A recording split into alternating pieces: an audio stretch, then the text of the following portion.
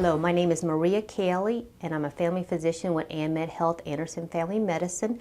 Today I'm going to talk to you about beverages. I always get questions about what's the best things for us to be drinking, and for the most part, the first and best one is water.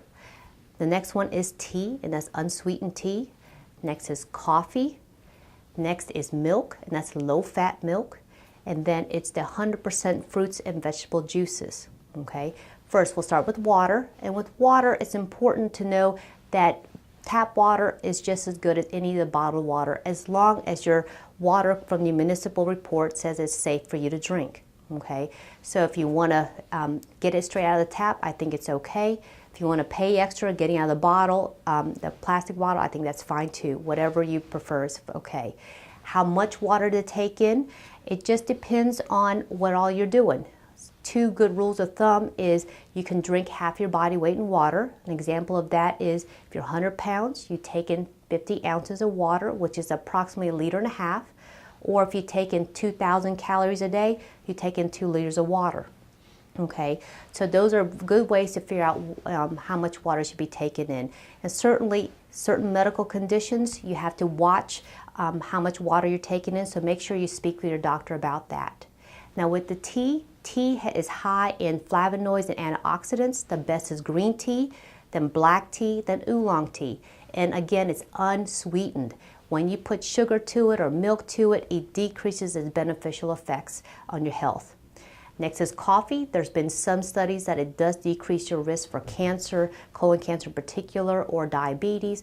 And again, black coffee is the best. Okay, when you add the sugar and the milk products to it, you're decreasing its health benefits. Now, in regards to milk, the best you can get is low-fat milk, and certainly organic is certainly the best for it. So if you're drinking milk, low-fat is best. And it's good as a source for calcium and vitamin D. Okay. The juices, it should be 100% juice, whether it's fruit or vegetable juices. That's the best that you can get. Now with the sports drinks or sodas, I think those are sources of liquids that really are just empty calories, and that I think is one of the major causes of obesity, especially in our children these days, because certainly, you know, a 12 ounce of Gatorade or a 12 ounce thing of soda has absolutely no beneficial effects to our health, and there's people of all ages drinking it on a regular basis all the time. So it's important to remember what you're taking it in for. Certainly if you are an athlete and you're needing the water with the vitamins and minerals in it because you're exerting yourself to that effect, you probably do need some of these sports drinks. But you got to be careful, especially in the children, or if you're not exercising that much, you're really just taking in calories that you don't need. And in regards to these vitamins and minerals that are in some of these drinks, in particular water, you go down the grocery aisle, there's a whole aisle just for water in itself, and it's confusing. You know, some of it has vitamins, oxygen, antioxidants added to the water, and it's confusing, well, what is the best? And I go back again, yes, tap water is just as good as any of the water. You don't need vitamins, oxygen, antioxidants added to the water. Okay, so you're just paying extra for these things that is best to get from real foods. And again, you're decreasing your risk for obesity if you're eating real foods. Okay, get your vitamins, get your antioxidants, get your minerals from real foods.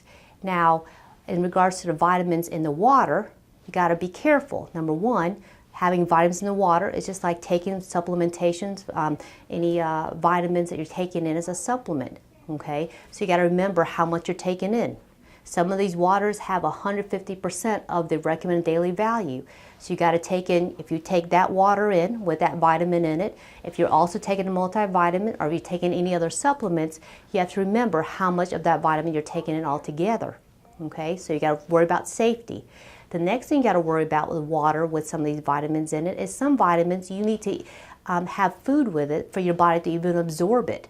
So you may be buying vitamins that's in the water and your body doesn't even use it. So you got to remember some of these things, some of the vitamins, you need food for your body to really be able to utilize it. Okay, so you got to remember when you're taking in these vitamin waters, the water that has oxygen or antioxidants in it, what exactly you're trying to get. Okay, if you're getting it just to try to fulfill your thirst, and that's the only thing you have to drink, by all means drink it, but be careful what all that's in it. Okay, in regards to that, how much of these vitamin waters that you're taking in.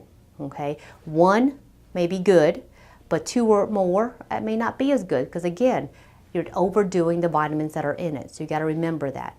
Okay, so I hope this helps you in regards to knowing what's the best liquids to be taken in. Number one is water. Tap water is just as good as long as your municipal city water says it's safe. Number two, tea that's unsweetened. Number three, coffee, black. And next is milk. And the last is 100% fruits and vegetable juices. Thank you.